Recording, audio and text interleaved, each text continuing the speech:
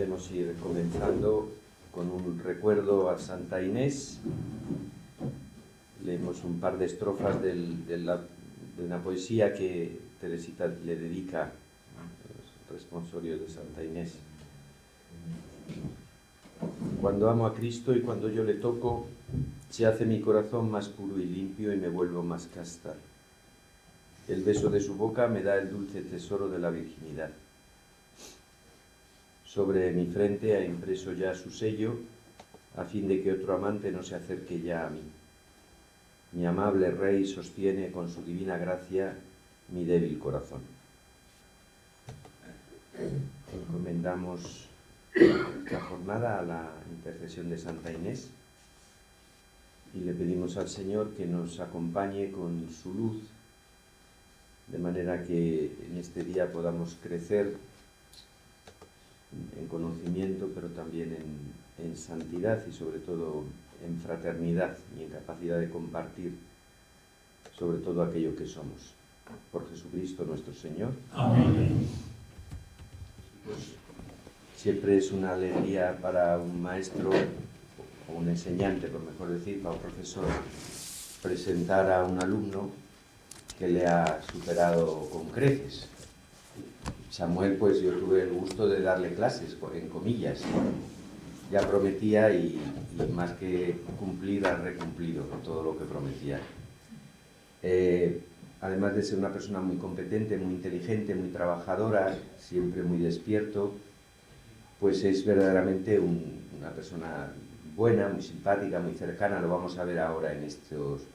O sea, que no es de estas personas a las que se le sube la cabeza las capacidades que tiene, sino más bien todo lo contrario. Yo le agradezco mucho que haya aceptado, porque sé que está bastante ocupado. Él ahora trabaja en la Universidad Pontificia Comillas y además también en el Instituto de Vida Religiosa, porque él es claretiano, es lo primero que tenía que haber dicho, de la familia del padre Claret. Y trabaja también en el instituto. Entonces, bueno, al aceptar también lo hizo advirtiéndome de sus obligaciones y yo se lo agradezco mucho. Además está en visita canónica, todavía más mérito el que haya hecho este esfuerzo de venir, de hecho no se podrá quedar a comer.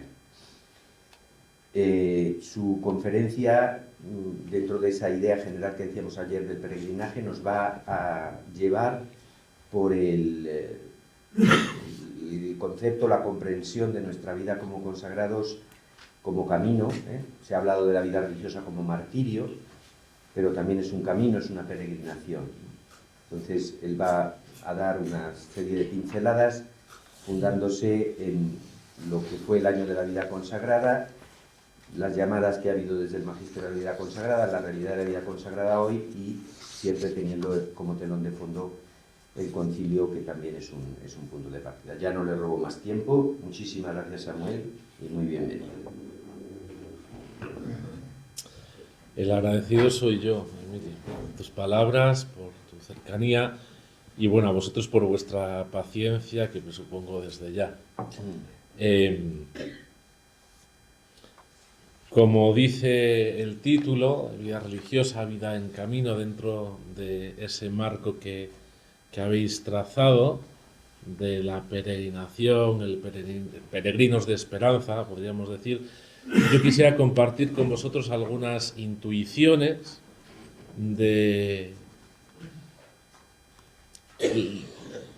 no sé si el estado, pero sí de las características de buena parte de la vida religiosa hoy. No porque sea un especialista que haya hecho una gran estadística y haya revisado convento por convento, comunidad por comunidad, pero creo que son características las que voy a presentar a día de hoy que describen muy bien la situación, el ambiente, el contexto, las circunstancias que podemos atravesar en nuestras comunidades. Y desde estas, porque no se trata solo de describir, yo voy a compartiros algunas de las intuiciones o de las ideas o de las llamadas que yo siento. No vengo ni mucho menos a sentar magisterio, sino que vengo a ofrecer algunas ideas y si después tenéis a bien debatirlas, rebatirlas, contrastarlas, encantado. Lo haré en 2 partes esta mañana. Tenéis ahí un subtítulo para esta vida religiosa, vida en camino, que habla de distracciones, cercanías y esperanzas. Son como 3 palabras que yo creo que definen muchas veces muy bien los itinerarios, los caminos que hemos recorrido tanto biográficamente como a nivel institucional o carismático.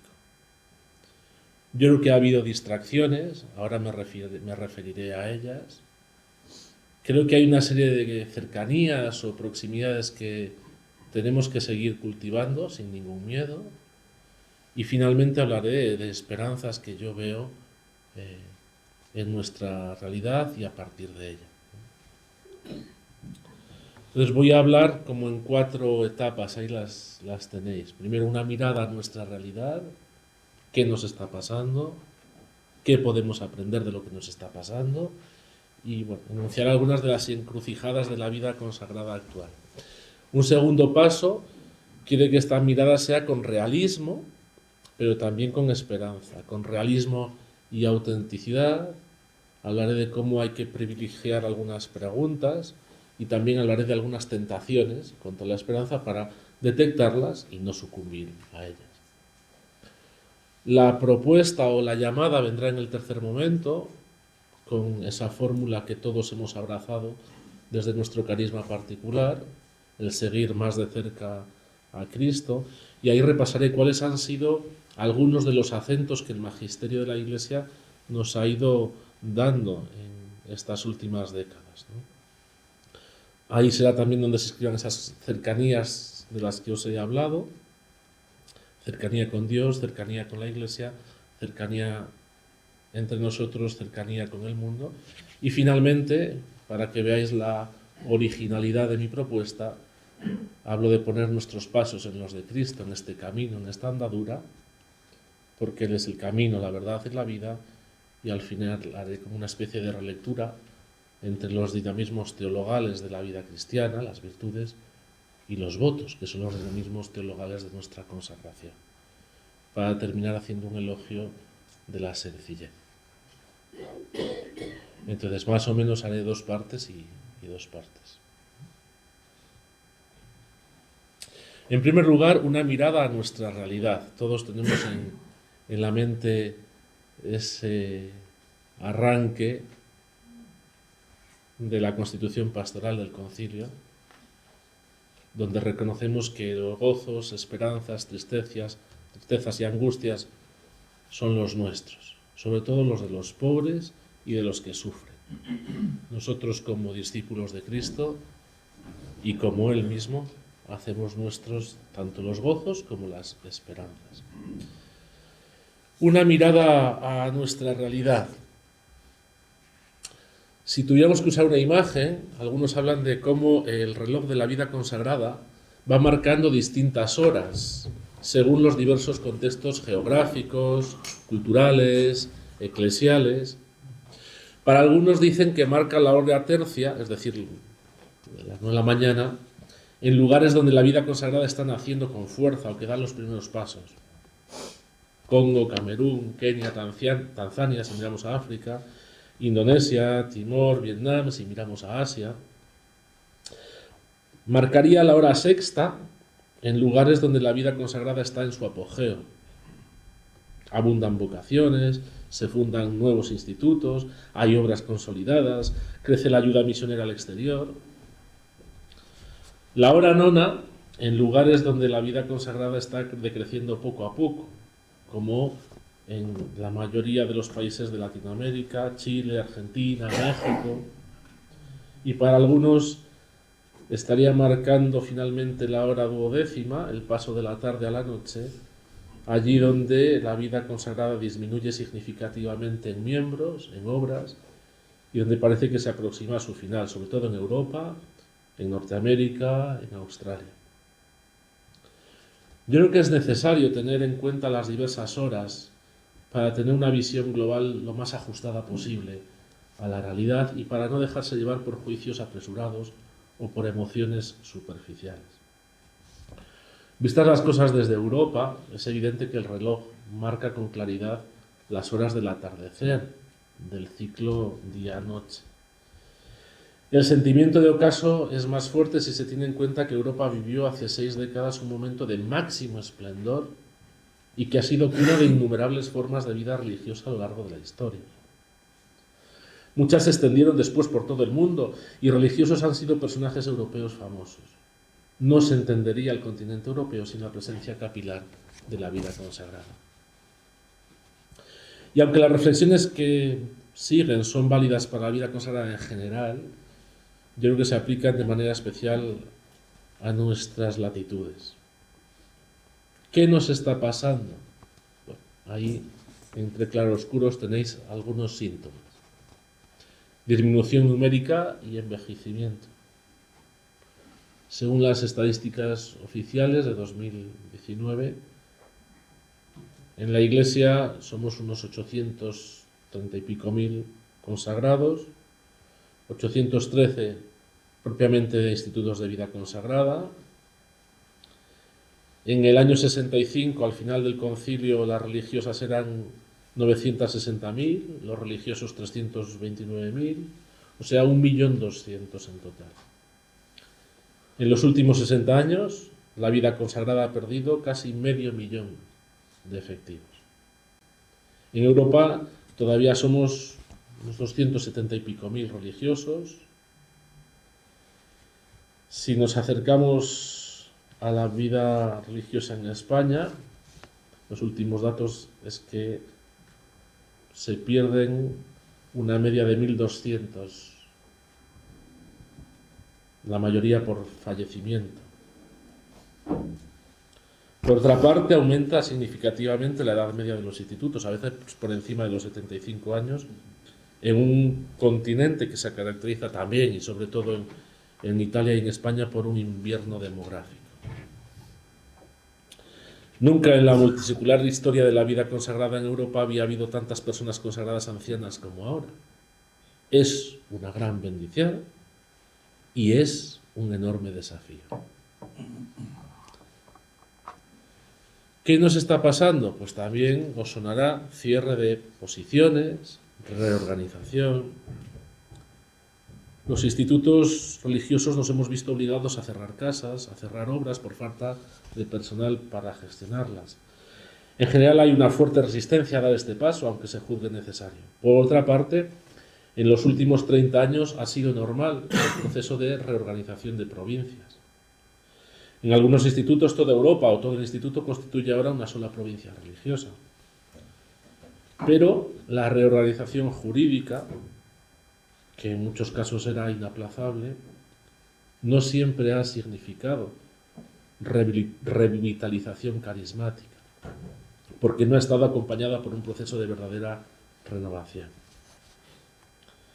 ¿Qué nos está pasando? Pues que tenemos también destinos de otros continentes. Se ha hecho una práctica normal destinar temporal o establemente a religiosas y religiosos de otros continentes a las provincias y a las comunidades europeas. Si durante siglos el desafío fue la inculturación de la vida religiosa europea en América, Asia, África, ahora se trata de crear un marco intercultural en las nuevas comunidades formadas por personas provenientes de diversas culturas. Se constata también que el carisma de muchos institutos surgidos en Europa parece que florece mejor hoy en otros continentes, porque es susceptible de aplicación inmediata allí, sin las complejas mediaciones que suelen ser necesarias en la Europa secularizada.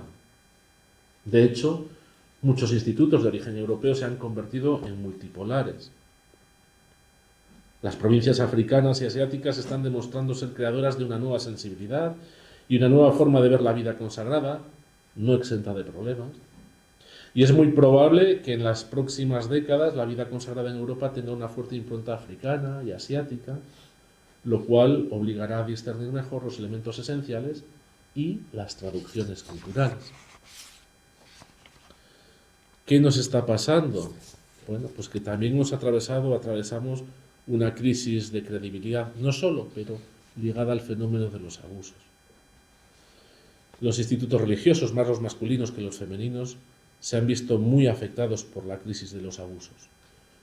Pensemos en Irlanda, Reino Unido, Alemania, Francia, Portugal, España, que ha afectado a la Iglesia en general. Aparte de la credibilidad, de la pérdida de credibilidad social, esta crisis ha provocado en muchos consagrados un sentimiento colectivo de sorpresa. No imaginábamos el verdadero alcance de esta realidad. Sentimientos de culpa por la cultura del silencio y el encubrimiento que ha prevalecido durante demasiado tiempo, y a veces incluso una cierta parálisis evangelizadora, por falta de confianza ante el clima de sospecha que se ha creado en la sociedad. La imagen pública de los religiosos ha quedado tan dañada que será difícil recuperar la credibilidad, a menos que haya una respuesta decidida en línea con lo que la sociedad demanda y la Iglesia está proponiendo. También una crisis de relevancia social. Los institutos religiosos, sobre todo los dedicados a obras sociales, pienso en la educación, la sanidad, la promoción, etc., asumidas hoy por la sociedad civil, tienen dificultades para encontrar su nuevo lugar social. Ya no es suficiente razón el querer servir a Dios y a los pobres para ingresar en cualquier forma de vida consagrada. Muchos laicos están desarrollando su vocación cristiana de manera admirable en actividades seculares, eclesiales, la educación, la sanidad, las obras sociales, los medios de comunicación, sin necesidad de hacerse religiosos. Para muchas personas, por otra parte, la vida religiosa no representa hoy una forma de vida humana y humanizadora. No representa ese resto profético, sino más bien como un residuo de otras épocas ya superadas. Y no se entiende el significado de los votos, ni se valoran en su justa medida la vida comunitaria, la misión evangelizadora. Finalmente, crisis de identidad o de inserción social. Para muchas personas consagradas se ha diluido el verdadero sentido de esta forma de ser cristianos en el marco de una iglesia que cada vez aprecia más la vocación laical.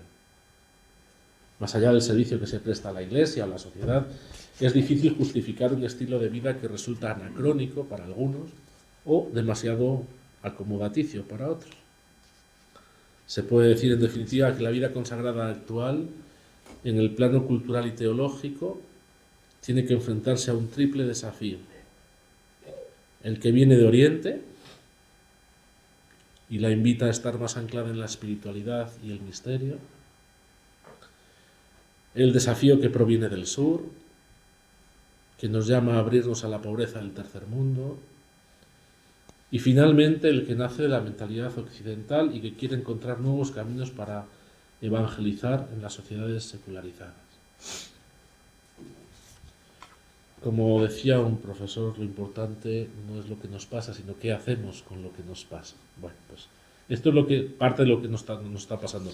No quisiera que todos viviéramos como expresa esta viñeta del Roto, de hace bastantes años, ¿no? ¿Sí? Tranquilos, no hay ningún peligro, que los escombros sostienen la fachada. Es terrible vivir así. Sería terrible si quisiéramos mantener fachadas con escombros. Pero a veces, no creo que en nuestras decisiones, en nuestros planes de gobierno, pero sí que a veces en nuestro ánimo, en nuestro clima, caemos en la tentación de creer que hay fachadas y escombros. Entonces, ¿qué podemos aprender? O si queréis, ¿de qué ha servido el proceso de renovación posconciliar?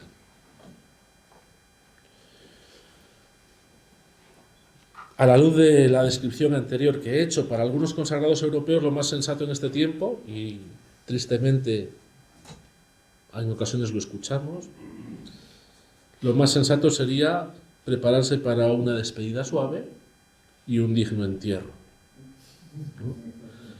Pero esta actitud teñida de sensatez y realismo peca de falta de esperanza, de fe y de caridad. ¿Por qué hemos llegado hasta aquí? ¿Son determinantes los factores demográficos ¿O hay otras razones más profundas que pueden explicar esta situación? Pareciera que la invitación del Concilio Vaticano II a la adecuada renovación de la vida consagrada no hubiera producido a primera vista los frutos esperados. Seguro que todos los conocisteis, mejor que yo, por supuesto, y os sonarán las sucesivas modas del rey. Reforma, revitalización, refundación, llegaban a decir algunos, reorganización, reestructuración, resignificación, etcétera. Bueno, pues estas modas del rey no han conseguido tampoco dar el impulso soñado, o sea, saldar esa brecha con el mundo y atraer nuevas vocaciones. Así ven las cosas algunos consagrados y también bastantes pastores y laicos, que consideran que la vida consagrada ha acabado su propia tumba porque en su esfuerzo por renovarse ha terminado asimilándose al mundo presente y no representa ya ninguna alternativa. Las cosas, sin embargo, yo creo que no son tan simples. Si bien la explicación anterior tiene el apoyo contundente de las estadísticas, pero cabe otro punto de vista que se aproxima más a lo que vosotros conocéis con Juan de la Cruz, esa noche oscura en el camino espiritual. Todo lo que estamos viviendo y que hemos analizado hasta la náusea tantas veces desde diferentes puntos de vista, no nos estará indicando que tal vez no se trata solo de mirar al pasado, de volver a las fuentes, como se decía en los tiempos posteriores al concilio. No estaremos llamados más bien a mirar también al futuro, a preguntarle a Dios qué quiere de nosotros, qué significa el desierto o la noche que estamos atravesando, hacia qué tierra prometida debemos encaminarnos. En la Biblia, tan importante es el recuerda a Israel, es decir, hacer memoria agradecida del pasado, como el sal de tu tierra y ve a la tierra que yo te mostraré. O sea, ponerse en marcha hacia un futuro prometido, incierto, incontrolable. Los que les gusta precisar dirían que se trata de un adventus, más que un futurum. Pero está también el riesgo de la distracción. ¿A qué me refiero con esto? Más allá de los hechos y de los desafíos, ¿qué puede estar ocurriendo en el fondo? No se trata de un problema moral, Los consagrados somos por lo general gente buena y entregada, aunque tenga un doctor en teología moral. Se trata más bien de analizarlo desde un punto de vista existencial. Y aquí uso unas reflexiones que me parecen muy sugerentes del que había sido prepósito general de los jesuitas, el padre Adolfo Nicolás, que en la Civiltà Católica una vez permitió que se publicaran unas notas que tenía, y él hablaba de que se había pasado la mayor parte de su vida distraído.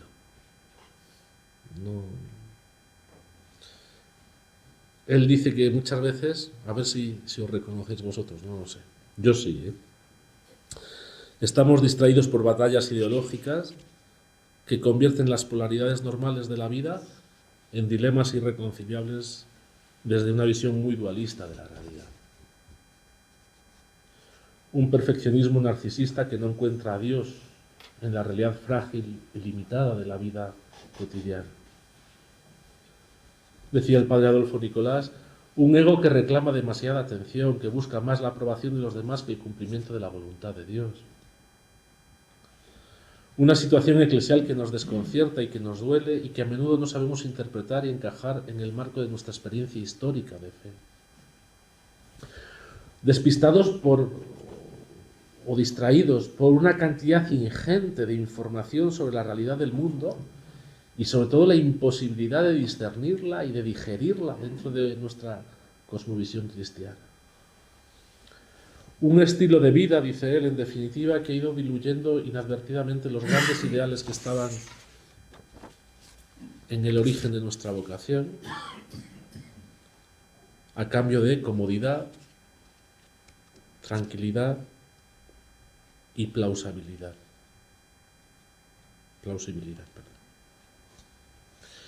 Y dice él, ¿cómo pasar de la distracción a la concentración?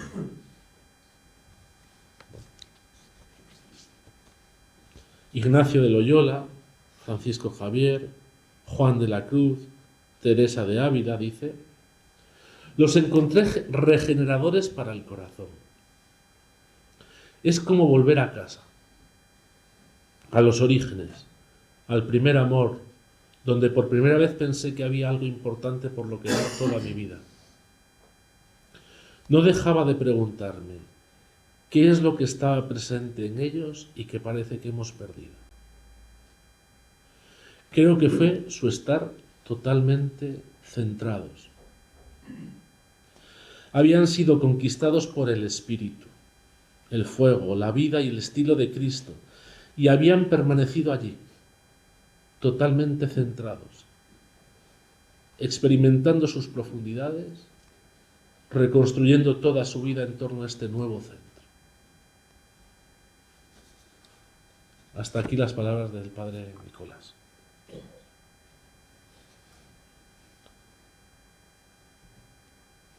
Para superar la distracción, es estar, y para poder llegar a centrarnos totalmente, como propone él, es necesario, en primer lugar, tomar caminos concretos en las diversas encrucijadas por las que hoy atraviesa la vida consagrada.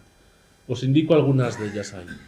Yo creo que una encrucijada está entre interpretar el carisma desde el pasado o hacerlo desde el futuro. Durante los años del posconcilio, los consagrados han hecho un enorme esfuerzo por volver al espíritu original de los fundadores, releer el carisma, hacer las adecuadas adaptaciones para ser fieles a la Iglesia y a los signos de los tiempos. La memoria Jesu se ha entendido sobre todo como fidelidad creativa a los orígenes carismáticos. Hemos adaptado nuestras constituciones y directorios. Hemos escrito historias de los fundadores y reflexiones sobre el carisma. Todo ese ingente esfuerzo ha producido muchos frutos apreciables. Y hoy tenemos una conciencia más nítida de la propia identidad y misión y un anclaje eclesial más consistente. Pero sin pretenderlo, esta mirada agradecida y crítica al pasado tiene el riesgo de mitificar a los fundadores y de hacer de los consagrados personas nostálgicas, de una supuesta edad dorada. Ayer y hoy nos lo recordarán las noticias, esa edad dorada de los Estados Unidos. Bueno, pues nosotros, o si queréis, a veces somos nostálgicas o somos prisioneros del síndrome de la mujer de Lot. Es decir, que se puede experimentar la tentación de mirar demasiado hacia atrás y de lamentar todo lo que hay que dejar porque se considera casi sagrado, ¿no? Casas, obras, provincias. El 2 de febrero del año 17, el Papa Francisco hizo referencia a este fenómeno. Decía él, cito: la actitud de supervivencia nos vuelve reaccionarios, miedosos. Nos va encerrando lenta y silenciosamente en nuestras casas y en nuestros esquemas. Nos proyecta hacia atrás, hacia las gestas gloriosas, pero pasadas, que lejos de despertar la creatividad profética nacida de los sueños de nuestros fundadores, busca atajos para evadir los desafíos que hoy golpean nuestras puertas.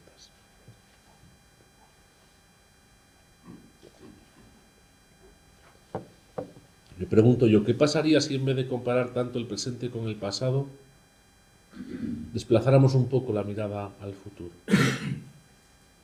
Porque en realidad los consagrados no solo somos memoria del Jesús que vivió en la historia, que lo somos, sino también profecía del Jesús resucitado que nos atrae desde el final de la historia. No solo reproducimos un estilo de vida que existió, sino que anticipamos otro que existirá. Y si viéramos así las cosas, la pregunta entonces podría ser: ¿en qué medida lo que vivimos ahora está preparando un futuro nuevo? ¿Qué tenemos que dejar sin miedo para que se abra paso el sueño de Dios? Una nueva etapa de fecundidad en la multisecular historia de la vida consagrada, siempre en evolución. Podemos y debemos entender nuestra vida consagrada en términos de futuro anticipado. Tener un pie adelantado a los tiempos. De hecho, nuestra misma naturaleza escatológica nos invita a enraizarnos en el futuro. Y aquí se abre una perspectiva poco explorada que puede generar un nuevo pensamiento que dé solidez al camino de los próximos años y que tampoco sea una huida hacia adelante. Como digo, una encrucijada, un cruce de caminos. Otro cruce. Pues si poner el acento en las obras o poner acento en ser alternativa de vida. Aunque casi todos nuestros institutos estén atravesando una crisis estadística y de relevancia, en las sociedades secularizadas las órdenes monásticas tienen una ventaja sobre los institutos apostólicos y las sociedades de vida apostólica, porque nosotros hemos acentuado mucho el hacer. Hemos identificado demasiado la misión en la Iglesia con las obras que realizamos: atender colegios, hospitales, centros sociales, parroquias. En cambio, las grandes órdenes monásticas han acentuado más el ser, como forma de vida contracultural, siempre como una alternativa al estilo secular. Si nosotros, cuando digo nosotros, digo los institutos de vida apostólica, de vida activa si queréis, hemos puesto el acento en la encarnación, con el riesgo de caer en el secularismo. Las órdenes contemplativas han puesto la escatología como acento, con el riesgo de un cierto espiritualismo a veces. Todas las formas tienen sus ángeles y sus demonios, pero es indudable que las formas apostólicas están más expuestas a los vaivenes de los tiempos, precisamente por su fuerte encarnación en las realidades seculares. Lo que hace 2 o 3 siglos se presentaba como una emergencia social, hoy es cubierto por el Estado o por muchas instituciones civiles. La vida contemplativa, al no estar tan ligada a obras de apostolado, pone de relieve dimensiones perennes: buscar a Dios, la armonía personal, la armonía comunitaria. Y creo que por eso también sigue siendo atractiva en los países más secularizados. ¿Cuál es la encrucijada difícil que aquí se abre? Bueno, preguntarnos para qué existimos los consagrados en la Iglesia. O preguntarnos, ¿nuestra misión consiste en realizar obras especializadas? Como si fuéramos una especie de caballería ligera eclesial. O más bien en mostrar un estilo de vida alternativo y hasta cierto punto paradójico. Cito, Lumen Gentium 44. El Estado religioso, por librar mejor a sus seguidores de las preocupaciones terrenas,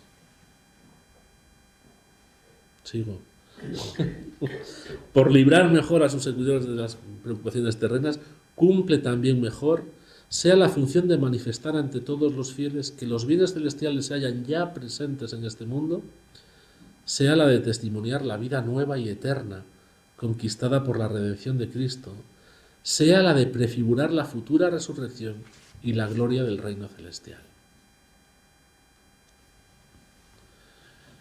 Es verdad que no podemos desgajar la tríada consagración, comunión, misión, pero es peligroso reducir la misión a un apostolado específico que puede estar muy condicionado por las necesidades sociales y eclesiales del momento. Tercera encrucijada. Poner el propio instituto en el centro o abrirse a la eclesialidad. Se dice que hoy estamos viviendo un momento histórico caracterizado por la cultura inter, ¿no? Si antes era el re, ahora es el inter. Internacional, intercultural, interétnica, intercongregacional, interconfesional, interreligiosa, etc.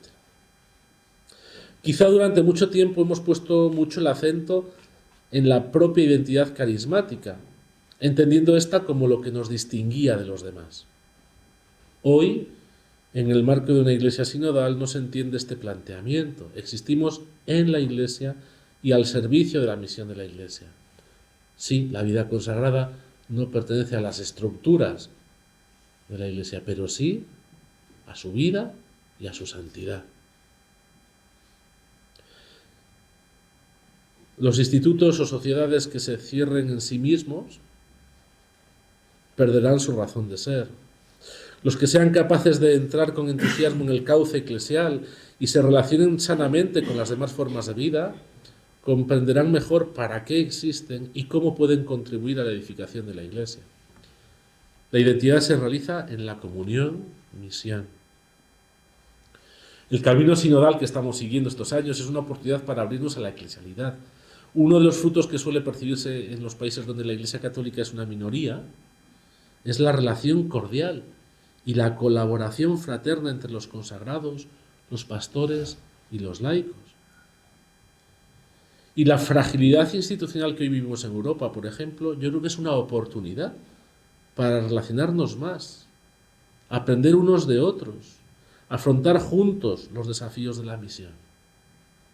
Y esto exige un cambio de paradigma para el que no siempre estamos preparados psicológica y espiritualmente. Última encrucijada: estar a la defensiva o irradiar alegría. A menudo la sociedad ve a los consagrados como personas buenas y serviciales, pero un tanto reprimidas, autoritarias e incoherentes. Se necesita una vida consagrada más arraigada en la realidad. Y este arraigo nos libera de la actitud de estar a la defensiva. Nos sentimos criticados por los casos de abusos de conciencia, de poder, económicos, sexuales. A veces frente a la crítica y la ridiculización. Y no se nos ocurre otra cosa que reaccionar denunciando los errores de los demás. Una vida consagrada a la defensiva no resulta convincente y atractiva para nadie. La gente busca sobre todo fuentes de sentido. Si los consagrados acertamos a compartir con sencillez nuestra experiencia personal y comunitaria de encuentro con Jesucristo, responderemos a las necesidades más profundas del ser humano. Uno de los rasgos que hace de la vida consagrada un estilo de vida alternativo es su capacidad de irradiar felicidad y alegría. Es posible que las comunidades de vida consagrada, formadas mayoritariamente en Europa por personas mayores y a veces enfermas, irradien alegría. En 2014, la Congregación para los Institutos de Vida Consagrada y Sociedades de Vida Apostólica dirigió una carta circular a los consagrados que llevaba por título Alegraos. Y se abría con unas palabras del Papa Francisco que decían: donde están los consagrados siempre hay alegría. Y luego citaba unas palabras del número 1 del Evangelii Gaudium: la alegría del Evangelio llena el corazón y la vida entera de los que se encuentran con Jesús. Con Jesucristo siempre nace y renace la alegría.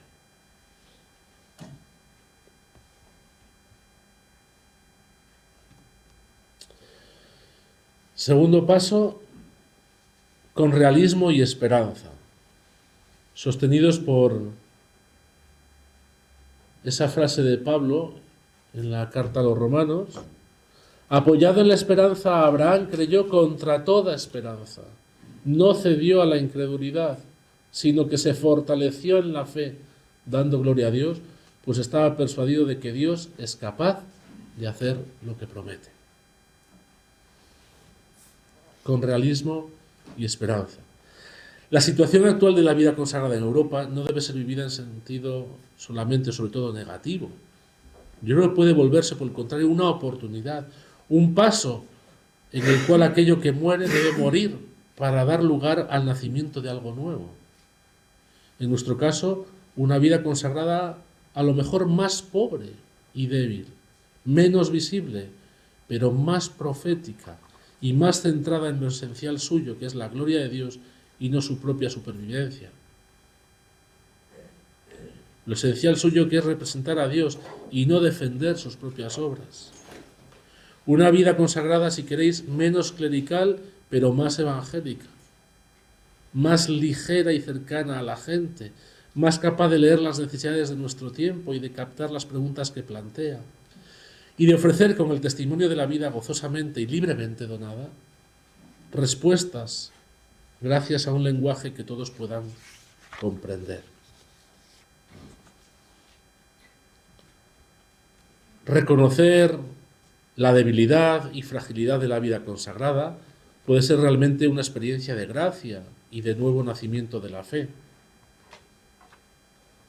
Después de los días de la omnipotencia de los números, el poder, las fuerzas, las estructuras de los años 60, con los cuales frecuentemente, incluso sin darnos cuenta de ello, hacemos comparaciones.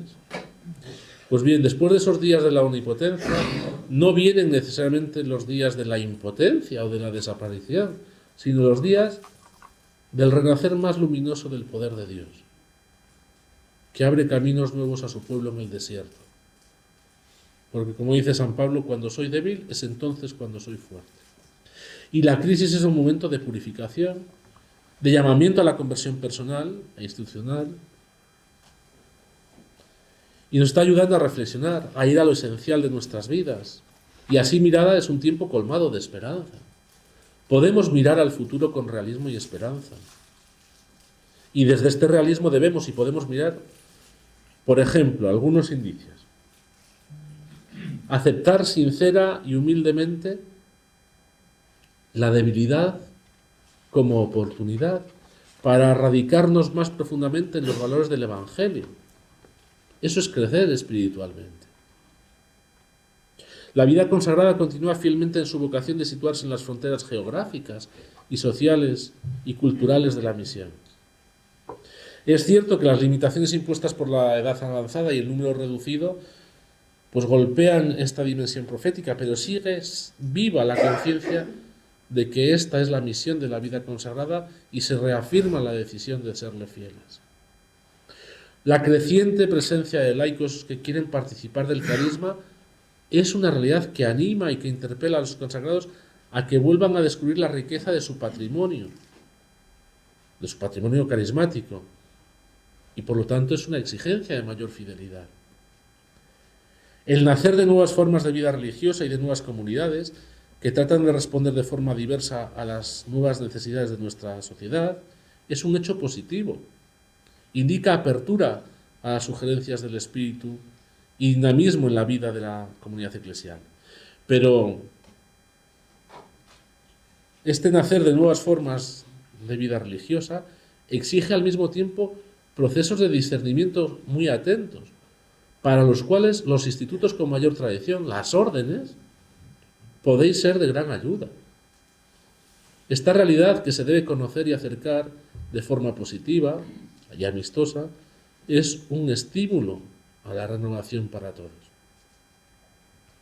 El esfuerzo que se está haciendo para individualizar perspectivas de futuro es fuente de esperanza.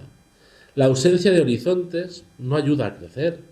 Es fundamental soñar el futuro con valentía y construirlo con realismo. El empeño con que las comunidades que están disminuyendo elaboran programas para el futuro es un claro signo de esperanza. La vida consagrada, entendida y vivida como seguimiento radical y fiel, nunca dejará de existir, porque siempre habrá hombres y mujeres que, fascinados por la persona de Jesús, iluminados por el Evangelio, guiados por la fuerza del Espíritu y comprometidos con la plena humanización del mundo, se reunirán en comunidad compartiendo la misma experiencia espiritual, sostenidos por el mismo Espíritu para apoyarse unos a otros, realizar una misión compartida y convertirse en un modelo social alternativo y una levadura de transformación cultural. Para ello, señalo ahí algunos compromisos que yo creo que hoy necesitamos.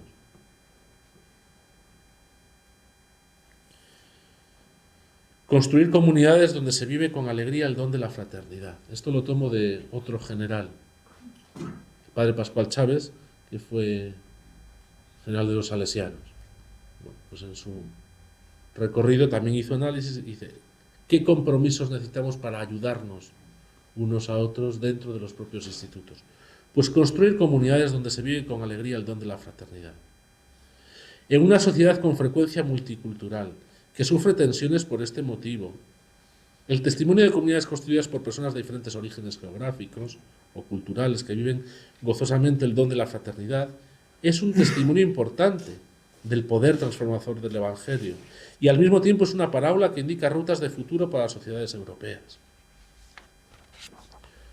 Ofrecer itinerarios serios de camino espiritual a las personas que buscan respuestas a sus inquietudes religiosas y que tienen una cierta nostalgia de Dios. Ello exige naturalmente que nosotros ahondemos en nuestra experiencia espiritual y que creemos ambientes y proyectos comunitarios que ayuden en este sentido.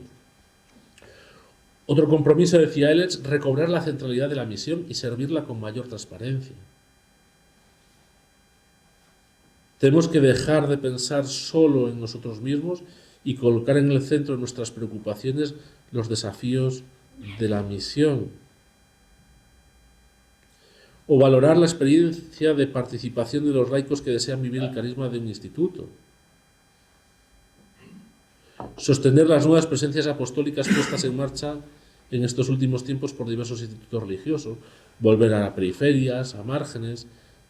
Ser menos institucionalizado significa, entre otras cosas, recobrar una dimensión en la que la vida consagrada ha sido siempre particularmente significativa.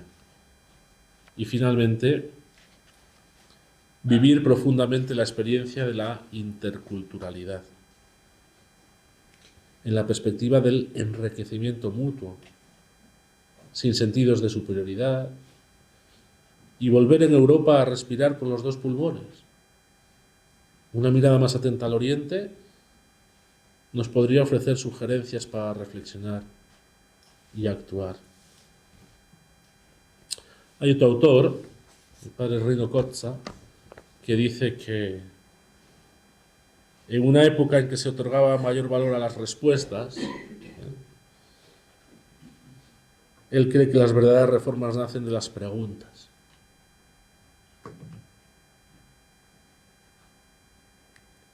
Y que por eso uno de los mayores males sería el de dejar de preguntarnos e inquietarnos. Porque hay preguntas que nacen de la cabeza y preguntas que afloran de la vida. Algunas provienen de la retórica, otras vienen de la entraña de nuestra existencia y de nuestra debilidad, de nuestros sufrimientos y nuestro silencio. Y quizás en otras épocas casi no había lugar para plantearnos estas preguntas porque parecían dudas y parecían crisis vocacionales o parecía que no estábamos a la altura.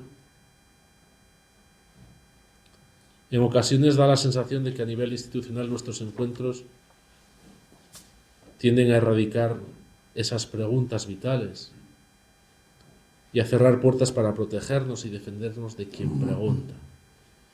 Y sin embargo, los signos de los tiempos y las mejores preguntas suelen nacer de ámbitos de frontera de la vida y de la historia. Hemos heredado un modelo de vida demasiado fijado en reglas, comportamientos, convicciones, tradiciones adquiridas, donde a fuerza de conformidad hemos perdido la capacidad de pensar de modo alternativo y cayendo en el ritualismo, a veces preludio del declive. Entendedme lo que quiero decir, no estoy echando por tierra todo eso, ni mucho menos. Y los religiosos ya nos hemos visto como transparencia de la existencia cristiana, rica en humanidad, en frescura evangélica, sino como aquellos que viven asentados en determinadas costumbres de pensamiento y de vida. En todo ello hay algo de una imagen propia que en sí misma no se sostiene, y de ahí la necesidad de privilegiar las preguntas más que las respuestas en sí. Privilegiar las preguntas, y con esto termino, es dar tiempo a vivir en verdad, sin miedo a la verdad de lo que somos.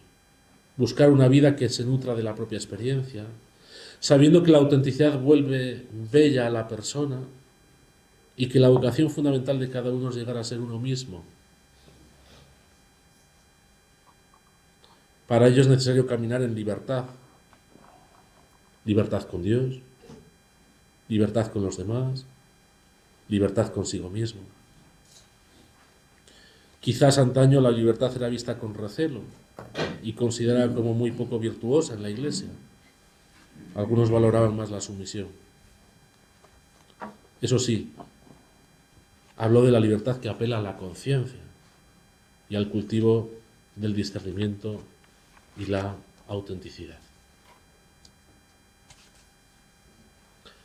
Pues privilegiemos las preguntas, hagamos un descanso si queréis y después salimos. Muy bien, sí, descansamos ahora y procuramos estar puntuales a las 11:30 para que Samuel pueda terminar la segunda conferencia y que haya un pequeñito espacio si hay lugar para preguntas. Gracias.